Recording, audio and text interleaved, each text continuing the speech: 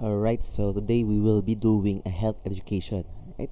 So our lesson for today would be about personal health. So the first question that comes into mind is what is personal health? Alright, so what is personal health? So I have my definition here, alright? So um, for me, personal health is the ability to take charge of your own health by making conscious decision to be healthy. If you can see here, the the bolded word is conscious decision. I highlighted that one because as an individual, we should have a conscious decision on ourselves, on our body.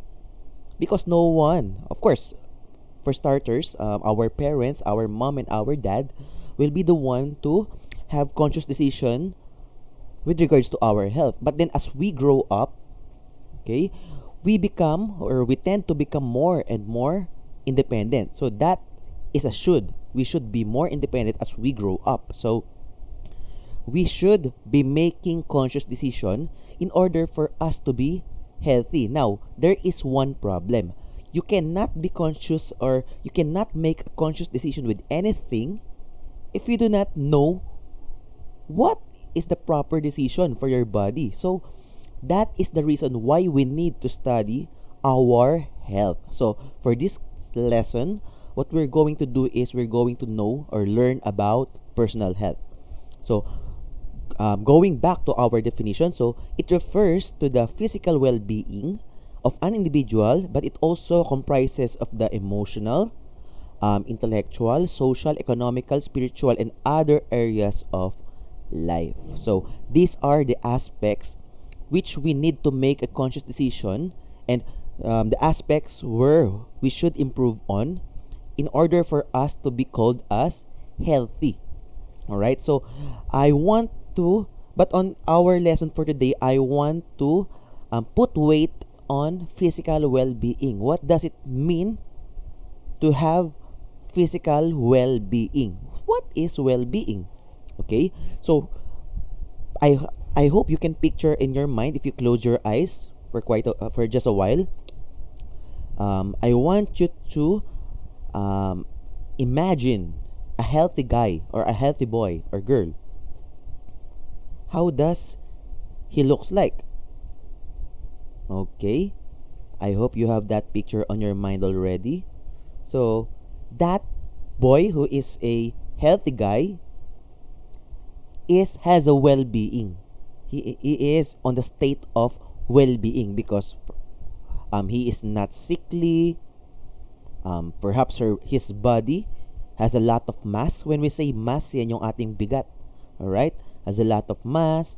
He is not very short. Perhaps he is in medium height, or perhaps he is tall. Alright? The way he walks, how does he walk? So that body or that status or condition is what we are aiming at. We are aiming to become to have a physical well-being or to become healthy personally. Okay, so right now I know it's quite pessimistic. We're going to be negative for just a while. So we will first look on the problems on the issues and concerns on our body which we should avoid. So if we don't stop doing our unhealthy ways, if we keep on eating sugar, if we keep on not doing exercise, then perhaps these problems or issues might touch us. All right, so we want to avoid this, but then let's start here so that we know the things that we are avoiding. Okay, so let's start first with our height and weight. So I know you already know that height just means our size, though our if we are tall or short, and then the weight refers to how heavy we are. Now there is what we call a healthy height and healthy weight. So we should keep that healthy height and healthy weight. So how are we measuring that? All right. So let's go first on the word body mass index before we delve into the problems and concerns with regards to our height and weight. So what is body mass index? So body mass index is a measure of our body fat based on our height and weight. So I'll give you an example. If I have Pedro and Juan, and Pedro is tall, so here is Pedro, and here is Juan. So Juan is short, and Pedro is tall. If I will tell you that they have the same weight, meaning they have the same they're as heavy to each they're equally heavy. Okay? They're equal in heaviness. Okay? So it's possible that Pedro is very light compared to his height. Or it is also possible that one is too much heavy for his height. Kasi maliit siya eh. He is short. So, kailangan there is a right weight for each height.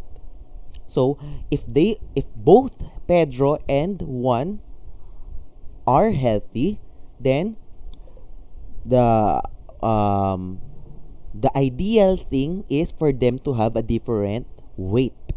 Okay? So if they are both healthy, they have different height, so they should have different weight. Okay? So body mass index is just can just be referred simply as the weight relative to our height. So kailangan may tamang timbang sa bawat tangkad. All right. Another definition that we can give about BMI or body mass index is a person's weight in kilogram divided by the square of height in meters. A height can be or a high BMI can be an indicator of high body fatness. BMI can be used to screen for weight categories that may lead to health problems. So if you will notice or if you will observe on your school, they are this thing that they're calling feeding, right? So do you think how do you think does the school nurse chooses who should be subjected to feeding? Palagay nyo. Do you think that they just close their eyes and then just randomly pick? No, that is not the case. So if you will remember, at the start of every school calendar, the school nurse always takes our height and our weight.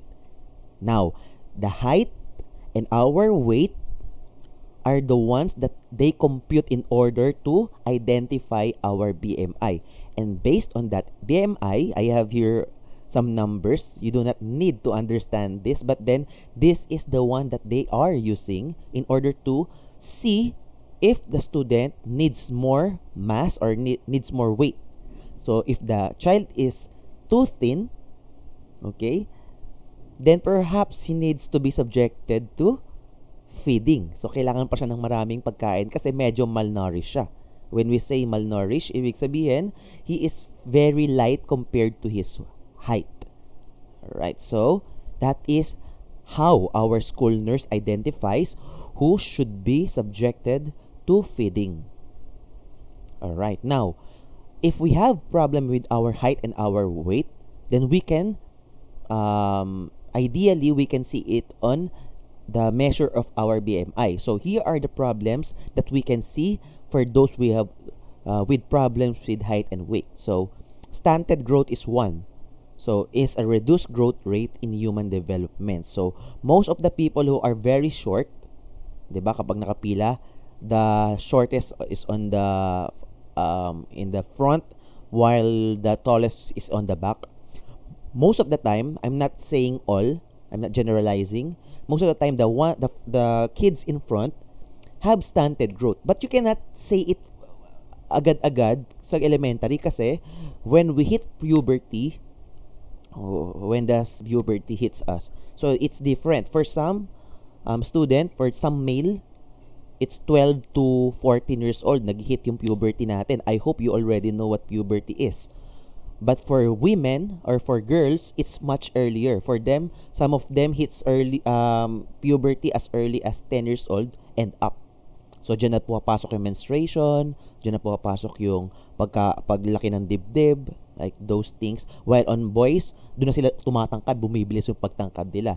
So before hitting puberty, sometimes yung makikita mo sobrang liit ng classmate mo. But then as he hits puberty, dyan na tumataas. So we cannot say on that age na meron na siya agad stunted growth kasi hindi pa nag-hit ang ating puberty. But once puberty hits us, that is the time that we can see if someone has a problem with their growth. Okay, so that is one, stunted growth. The problem is on height. Now, the next one is underweight. From the word under, it is below the average or the normal. So if a student has a problem with being underweight, meaning he is too small, too light for his age. Okay, so in our division here, underweight refers to the term that describes a person whose body weight is considered too low to be healthy. Okay, and the next one is, of course, the opposite of underweight is overweight or obesity. So this is defined as a abnormal or excessive fat accumulation that presents a risk of health. So if you will ask me, what is the number one killer of the humans, of the entire humankind on earth? I will tell you, it is being overweight and being obese. So by the way, these words can be used interchangeably, but they are different words. Obesity is very heavy compared to their height, and overweight is heavy. So mas mabigat ang obesity. So we don't want to be obese, but of course we still don't want to be overweight also. Ngayon, kasi being overweight, it puts us on risk on different sickness. Kapag overweight ka, mas madali kang dapuan ng maraming uri ng sakit. So, the most popular, most common sickness that hits an overweight person is perhaps heart attack and stroke. Actually, isa yan sa number one cause of death. But then, the overweight and the obese are very, very risky of being hit by a stroke and heart attack. So, we should maintain a healthy weight. So, that's the thing that we should be thinking of. Alright, I'm not telling you that if you have an abnormal BMI, then automatically unhealthy ka na. But most of the time, that is the first thing that the nurses or doctors is looking for in order to know if you are healthy or not, the BMI, because napakadami niyang pwedeng makita or malaman just by knowing your BMI. Again, what is BMI? BMI is the relationship of your weight to your height. Okay, the next one. So here are the ways to manage your height and weight. So the first one is maintain a consistently healthy physical activity. So if you remember, in our past lesson, in our physical education, I have taught you of the physical activity pyramid. So nakalagay doon ang mga bagay na dapat nating madalas na ginagawa and the things that we should avoid, such as sitting down, using our cell phones, just lying in bed. Okay, you should stand up and as much as possible do the prescribed activities for us to be healthy. So we should it's more preferred to be moving than to be sitting down. Okay, that's one thing. Number two is to maintain a healthy diet at all times. If we have a physical activity pyramid, of course we also have a food pyramid, so we should follow that. So if you are intaking too much calories, too much sugar, too much fats, then perhaps we should have more greens, the vegetables and fruits in our diet in order to maintain our good health. Okay, staying hydrated at all times. So sometimes we forget to be hydrated. What does it mean to be hydrated? That means drinking 8 glasses. If you can drink more than 8 glasses, then that's better, right? So always remember that water comprises of 70% of our body. So if you don't maintain that percentage, laki ng risk na magkaroon ka ng problem on our health. Generally, not just on our height and weight. Okay? And getting regular checkups, you should not forget that. So there is our community doctors or community physician, our school nurses. So from time to time, you should be visiting them and get regular checkups so that you know if you are healthy or not. If you're not, then that's a time that you change your ways. Okay, now let's go to our ears. So we know that our ears are very important. It is one of the most important senses. So some of the problems that can hit our ears are impacted cerumen, swimmer's ear, and otitis media. So impacted cerumen. So what is cerumen? Alright, so cerumen are just the earwax. So yung iba, may makikita kayong just dripping from your ears, some yellowish liquid. It's the built up earwax. So is earwax important? Yes, it is. So kapag kayo ay mahilig mag-cotton buds tapos parati yung inuubos yung inyong earwax sa tenga, that is very bad because our earwax is the protection of your ears. There is a wax there so that when there are dirts or dust on the wind entering your ears, this wax is catching those. Okay? So from time to time, you should scoop those wax and replace it with new. I'm not telling you na ubusin mo lahat siya because otherwise, if you do that, then you will leave your ears unprotected. So kailangan meron pa ring earwax dyan from time to time. Ang problem with impacted cerumen, nag-build up siya ng sobra-sobra kasi sobrang tagal mo nang hindi nag-clean ng ears, nagbablock na siya sa pandinig mo. So sometimes, you have a problem of hearing because they are compacted there. You were not able to remove some of the excess earwax. So from time to time, you should also be cleaning your ears. Okay? The next one is swimmer's ear. From the word swimmer's ear, these are the ears that are frequently being exposed to water. So kapag may nag-stuck dyan na water for a long period of time, you should remember this. Life on Earth is based on two things. One is warmth, init. Number two is water. Kapag meron ng dalawang yan, may pwedeng mabuhay sa kung saan mang lugar yan. And in our ears, kapag nilagyan mo ng water yan from time to time, so if you regularly or frequently put water, expose your ears to water, may mabubuhay na bacteria dyan, which is kind of bad. Okay, that can be risky and can be dangerous for our ears because we might get a swimmer's ear. So, this is also called scientifically as otitis externa because it is the inflammation of ear canal because of the bacteria who are living there. Sorry, bacteria. There's no S. Okay, the third one is otitis media. So, this is a scientific term already. So, is a group of inflammatory diseases of the middle ear. So sometimes when we're not frequently cleaning our ears on the middle part of our ear, there can be a built up there can be a living organism or bacteria there that might cause inflammation. Of course, if it is inflaming, it hurts, it's painful. We don't want this. So all of these three can permanently destroy or be a problem to our ear. Pwede tayo magkaroon ng problem of hearing or we can become completely deaf if we do not prevent on having these issues. So how do we take care of our ears to prevent these concerns and issues? So number one is avoid loud sounds or use earplugs when, if ever avoidable. Kasi may eardrum tayo dyan, kapag you expose it to too much louder than your ears can manage, pwedeng mabasag yan, and then the result of that is you will now become deaf. We don't want to become deaf, so as much as possible, we want to cover it when there is a unavoidable noise outside or may narinig kayong sobrang ingay na hindi mo kayang pigilin, close your ears, or if possible, you should give your ears time to recover kung ma-expose ka sa ingay for an extended period of time.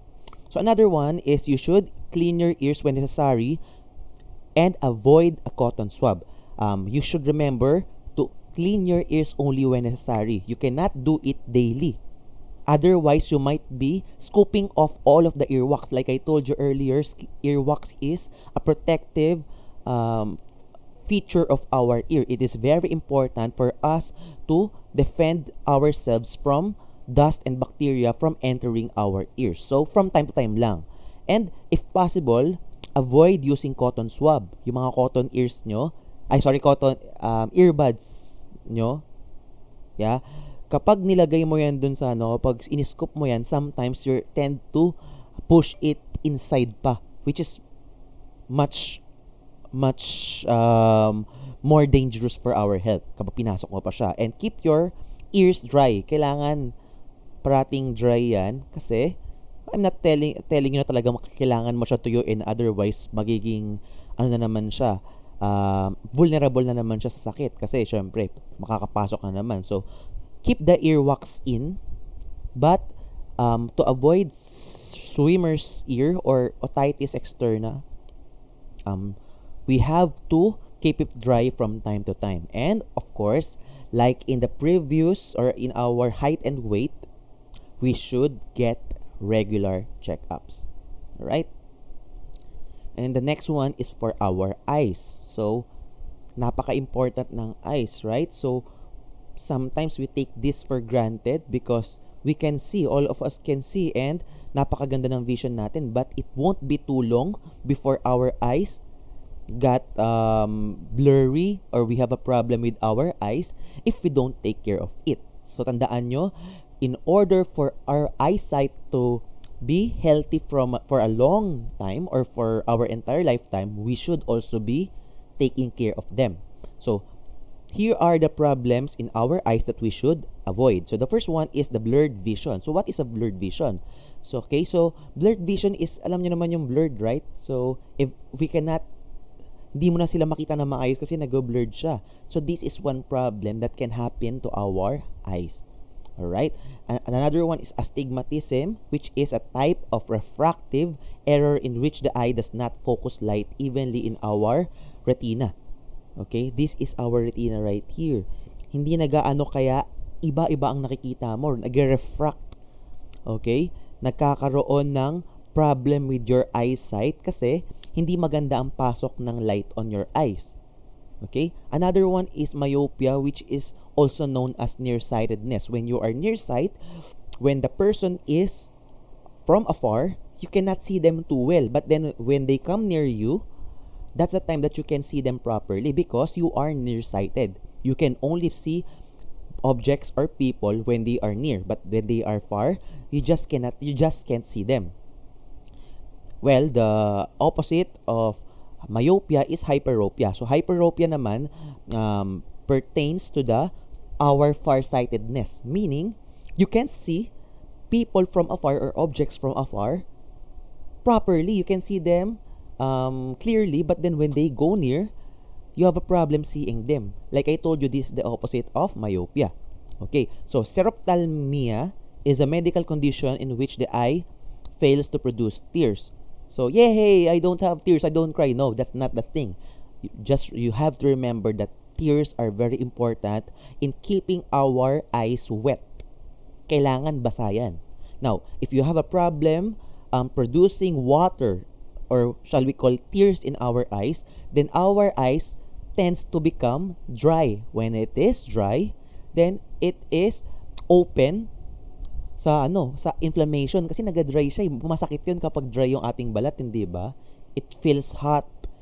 It feels painful. So same with our eyes, kapag dry 'yan, hindi siya nawawash ng ating tears na ginagawa ng ating katawan dahil nga meron tayong xerophthalmia, then that can be a problem.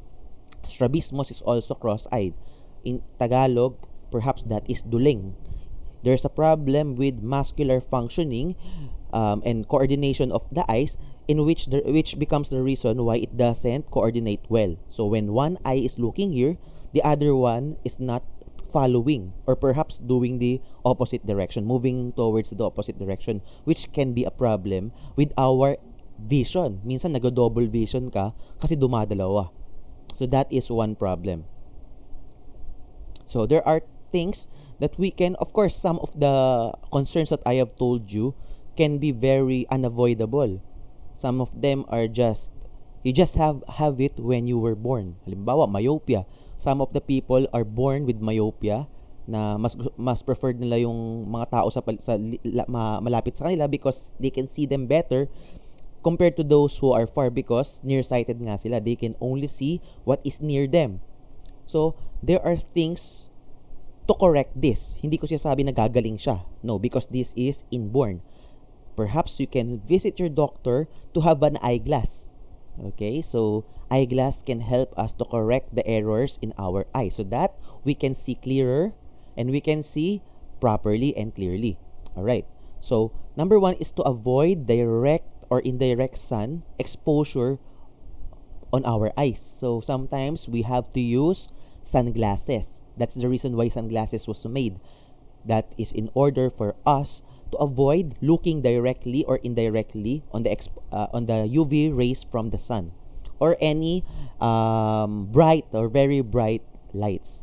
So we should use sunglasses as our protective tools. Okay, number two is to wear protection. I have told that already. And number three is to eat. Of course, it's always our diet that we should adjust in order to become healthy generally. So for our eyes, having a food which is rich on omega-3 fatty acids is very, very important for our eyesight.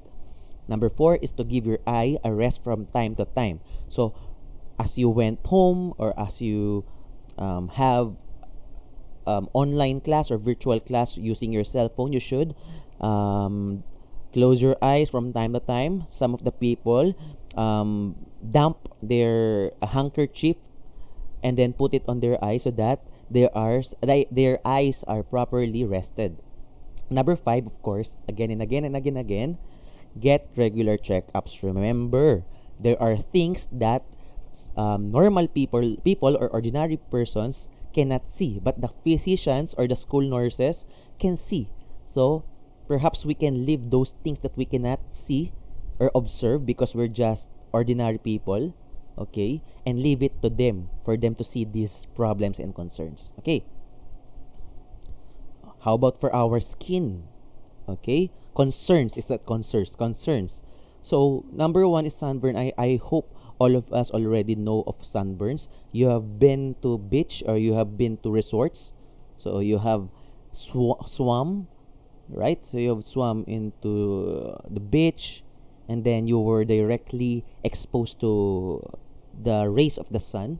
That can be very dangerous to our skin because we will have sunburn, and it's quite, when our skin becomes very dry, it tends to become very, very, very painful. It hurts our skin because it's so dry. All right. The reason is because it just burned from the word sunburn. It was burnt from the sun, which affects the living tissue of our skin. So that, kaya nga siya namamalatin, di ba? The next one is corns. I'm not talking about the fruit or the vegetable, the corn. No, that's not that one. I am talking about the callus. Sa Tagalog is yung kalyo. Mostly, it happens on our feet because we tend to move a lot. But sometimes it can also happen on our hands when we are writing a lot. Kapag merong constant friction on our skin, nagkakakalos siya. That is the way of how our body adapts to our action, so, or to our behavior. So kung halimbawa parating nakakaskas yan, in order for us to be protected para di tayo masaktan, so that we will not be wounded from time to time, gumagawa siya ng makapal na balat para proteksyonan tayo. Okay? Alright, I'm not telling you na masamang-masama ang corns, but then we want to, as much as possible, we want to prevent from having corns on our body.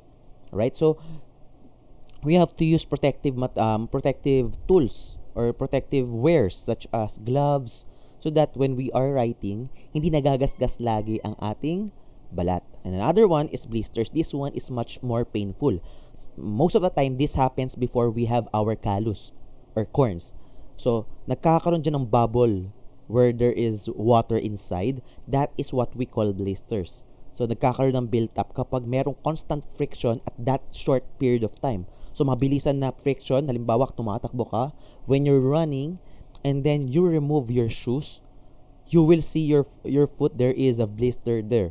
When you pop that bubble, water comes out, and that is very, very painful when you do that, when you pop that out. So, we have to be very careful on having this blisters. So we have to be very careful on not having these blisters. Okay, so there are also ways of taking care of our skin. Number one is to avoid too much stress and friction on your skin. If unavoidable, if you cannot prevent on having this friction, because you cannot tell your teacher, no, I don't want to write that long because I will have blisters. No, you cannot do that. But if you really need to do that, then perhaps you can use protective wear such as gloves, paddings. Okay. The next one is protect yourself from the sun.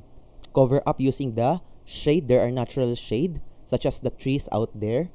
You should be going under them so that you are protected from the sun, from the direct exposure from the sun. Or you may also use protective clothings.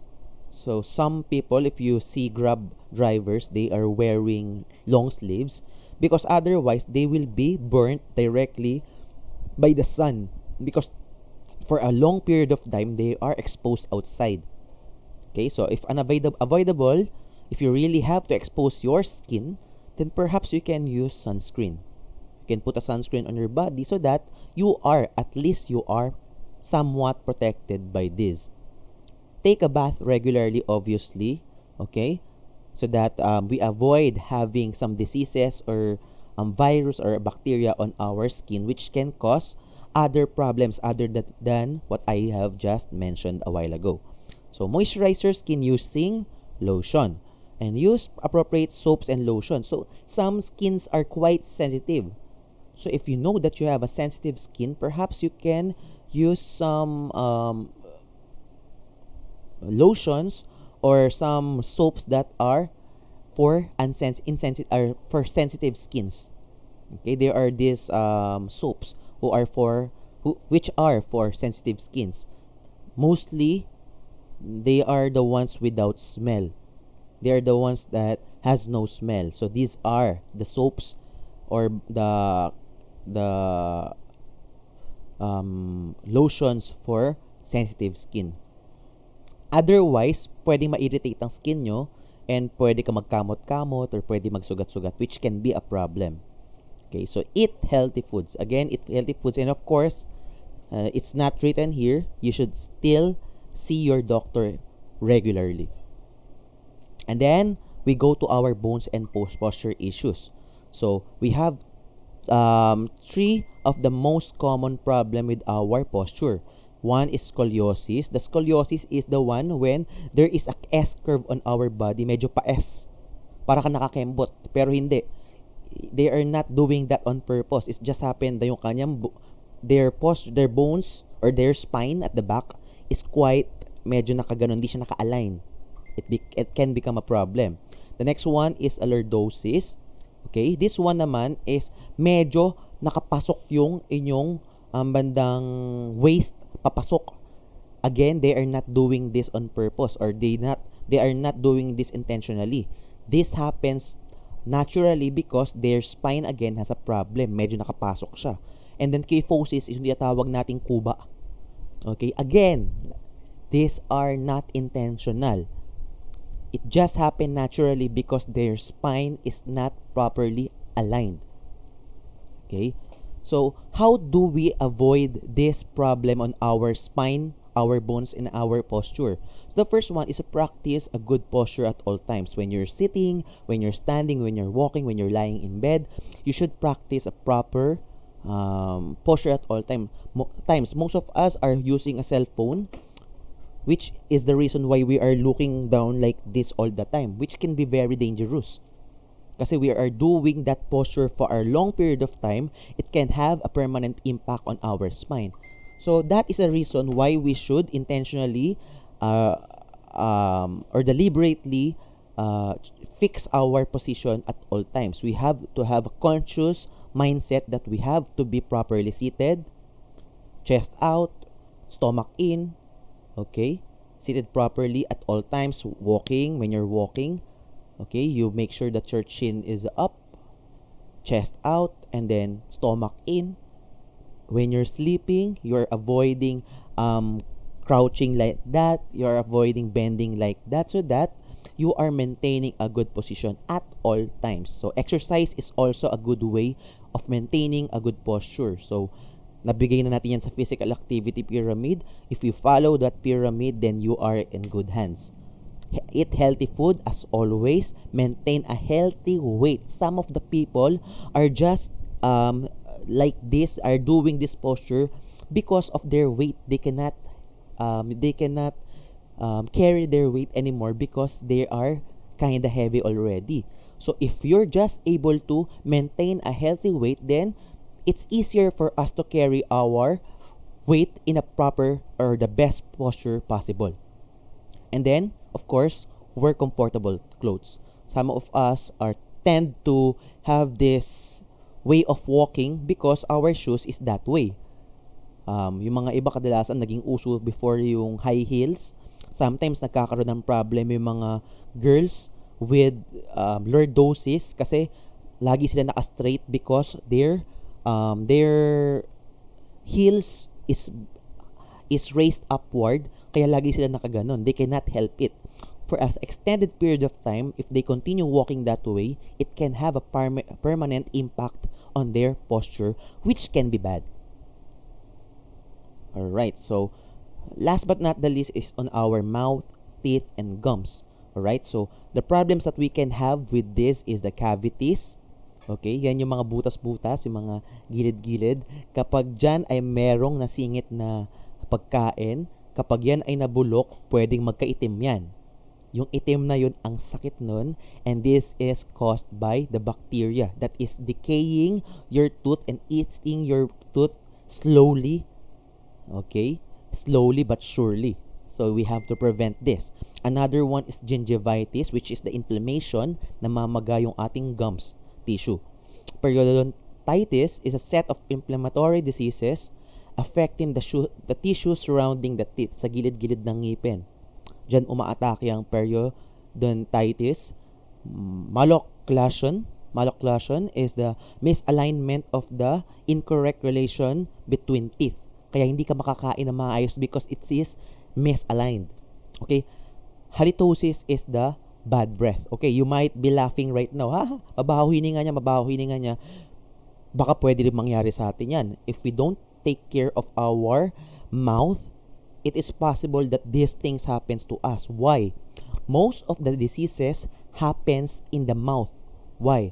Because you are regularly eating meals. Remember, you're always putting new materials or new food into our system through our mouth. Diyan dumadaan parati yan. So if we don't take care of that, yung mga living organism or the bacteria that is on the food can reside on our mouth. So ang problem is when that living organism are bad bacteria. When they live there, they can have a negative effect on our mouth. They can decay our teeth. They can have an inflammation on our gums, on our teeth, which causes the sicknesses or illnesses that I have just shared to you just now. Okay, so we have to make sure that after we eat or after every meal, we should be doing floss, you know, the dental floss. We should be brushing our teeth or we should gargle, okay, with water. Warm water with salt can do also. But there are also this Listerine, this mouthwash that we can use in order to kill this bacteria that can possibly be detrimental to our health. Okay, so here are the ways of taking care of our mouth, teeth, and gums. So number one is we should brush our teeth after meals regularly. So this one is already a common sense. You know that already since you were younger. Use dental floss. This one, when necessary, of course, when only necessary. This one, we tend to forget about it because sometimes you don't notice that there are some food, there are just still food in between our teeth. Sometimes we just don't notice. But then, sometimes it's a good practice to be flossing our teeth from time to time, especially when we notice that there is something there, because that something there can decay and can cause cavities or can cause problems on your gums or your teeth. Some people can have a halitosis or bad breath just because there is a food stuck there for a very long time. So, dun nanggagaling yung foul smell or foul odor na yun just because may nabubulok sa loob ng ngipin mo na hindi mo na notice. Just by flossing that out, just by scraping that food out or that decaying food out, baka mawala na yung bad breath sa ating bibig. Yes. And rinsing. So we can rinse with water. We can rinse with warm water, um, with little salt, or we can use this new product or the mouthwashes that are provided now. Okay, so eating correctly. Of course, we have to eat correctly also. Some of the us have problem with eating correctly. Sometimes we just eat whatever or whichever the way we like, which can have a problem on our teeth. Minsan nagiging kaka-problem ka sa alignment ng teeth mo kasi laging gumaganyan yung ngipin mo or nagbe-bend yung ngipin nyo dahil parating matigas yung kinakain mo. Alright? So sometimes there is or you should keep a good eating habit. So, paunti-unti lang. Meron ako narinig before that you should chew your food 60 times. I'm not sure if that is still effective today. So, you only scoop a small bite onto your spoon and then eat. When you bite on that, you should bite at least 60 times. Chew your food 60 times before you take it in. Okay. Avoiding sweets is also one thing. All right? So sweets, so most of the bacteria comes from sweet. Madaming dalang bacteria yan because bacteria are what do you call this? They are attracted to these sweets. Just remember, sweets, if you already know what glucose means, so sweets are made out of glucose, and glucose are their food. These are the materials that they need to survive, the bacteria. So when you're always eating sweet foods such as candy, ice cream, and you don't brush your teeth, and you don't clean your mouth, then that's a time that the bacteria will choose to stay on your mouth just because they have the food, or your mouth has the food that they need. Okay, and then of course visit your doctor and dentist regularly. Okay, so here are our important takeaways. It's not that I am not sharing all of these concerns to you para takutin kayo. No, that's not the reason. I am telling you this so that you know the things to avoid. These are the things that can happen. If the symptoms or the symptoms that I have shared to you, if you can see them on your body right now, then perhaps you have to be more watchful of this. So kung nakikita mo medyo nagbebenda yung likod mo, then perhaps you have to make a more conscious decision to always stay up and always have a proper posture as often as possible. Okay? So you have a responsibility to take care of your body. It's not the responsibility of your parents. When you're young, when you're a baby, when you're a toddler, that is their responsibility because obviously you don't have the conscious decision to decide for yourself first at that time. But as you age, as you grow up to become an independent individual, the more and the more that you age or the more that you grow up, the more independent you should be. Okay? So the responsibility now is passed from your parents to you. So you should have a responsibility to take care of your body. There are actions that we can do to manage our personal health. So these are the things that I have shared to you. These things are called personal health because you have a personal control on those things. Okay? However, there are also decisions that may be best left on health professionals such as physicians or doctors, nurses and dentists, etc. So there are also, like I told you earlier, our knowledge are just limited to these things. So it's important to know these things. But there are also some things that we cannot see on ourselves because we are not that experienced at those things or at those health knowledges. So these things can be left up to the health professionals. That is the reason why we should regularly visit them, because there are things that they know which we cannot know because we are not doctors. Okay? And then as early as possible, being aware of our self-management skills on our health is very important to prevent illnesses that might manifest itself later in life. You might be thinking now, I am living unhealthily, but I am still healthy. If you can see me, I can still walk properly. I can still, my eyes are very good, and my ears, my hearing is also good. You're just saying it now because you're young. But here is the more important thing. Of course, when you're young, these things might not manifest itself yet because you're young. But then don't wait for it to manifest before you change your ways. It's very important that as early as now, you are managing your body properly so that when you grow up, you are still or you maintain an healthy life. Okay? So, wag nyo nang antayin na magkasakit pa kayo before you change your way. You should be doing this self-management skills so that you are able to maintain a good personal health as early as now so that later in life, healthy pa rin kayo. Okay? So, that's it. So, thank you for listening. Good day.